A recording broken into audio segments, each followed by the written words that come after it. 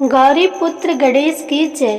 जय श्री कृष्णा, जय भोलेनाथ। नमस्कार दोस्तों, स्वागत है आप सभी का हमारे YouTube चैनल खुशी ज्ञान सागर में। प्रिय भक्तगण, आज हम इस वीडियो में अहोई अष्टमी व्रत कथा का श्रवण करेंगे।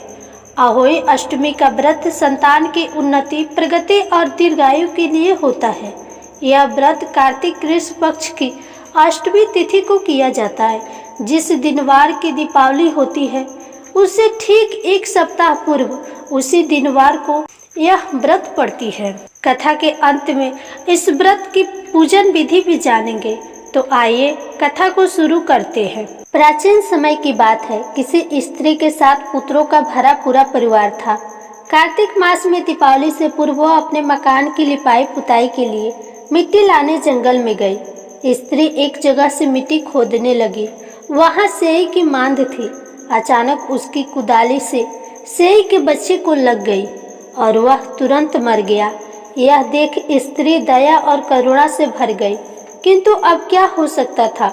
वह पश्चाताप करती हुई मिट्टी लेकर घर चली गई। कुछ दिनों बाद उसका बड़ा लड़का मर गया, फिर दूसरा लड़का भी। इस तरह जल्दी से ही उसके 7 लड़के चल बसे। स्त्री बहुत दुखी रहने लगी। एक दिन वह रोती हुई पास पड़ोस की बड़ी बूढ़ियों के पास गई और बोली, मैंने जानबूझकर तो कभी कोई पाप नहीं किया। हाँ, एक बार मिट्टी खोदते हुए अनजाने में सेई के बच्चे को कुदाली से लग गई। तब से साल भर भी पूरा हुआ, मेरे 7 पुत्र मर गए।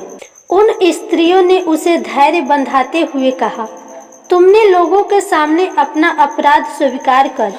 जो पश्चाताप किया है इससे तुम्हारा आधा पाप धुल गया।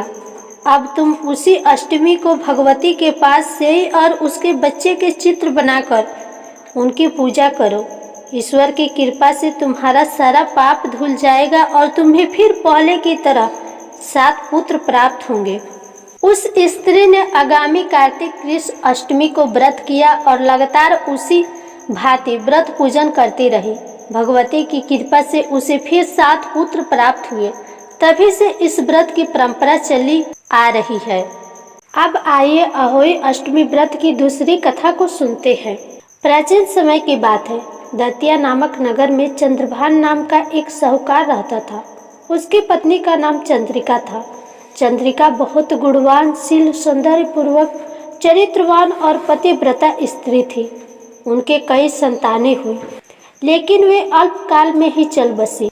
संतानों के इस प्रकार मर जाने से दोनों बहुत दुखी रहते थे। पति पत्नी सोचा करते थे कि मरने के बाद हमारी सारी धन संपत्ति का वारिस कौन होगा। एक दिन धन आदि का मोह त्याग दोनों ने जंगल में वास करने का निश्चय किया।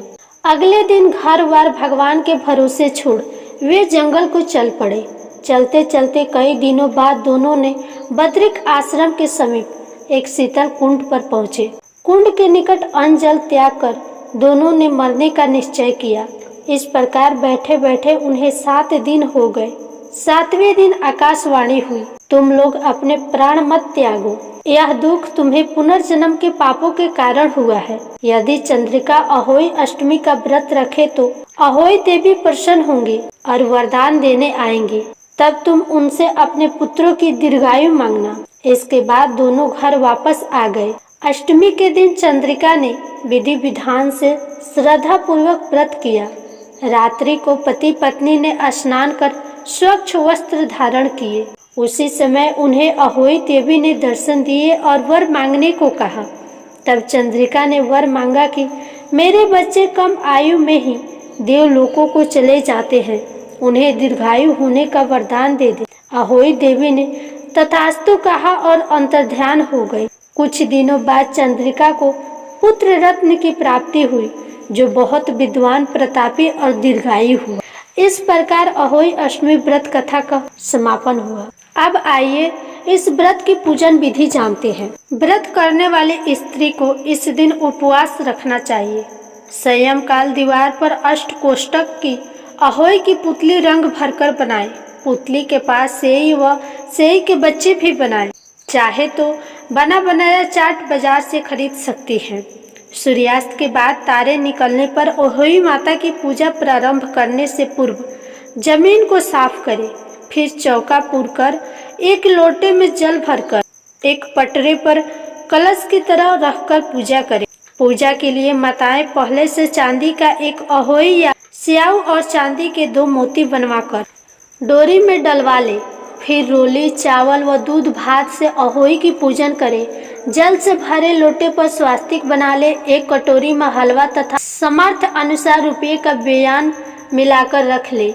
एक हाथ में 7 दाने गेहूं लेकर कथा सुने।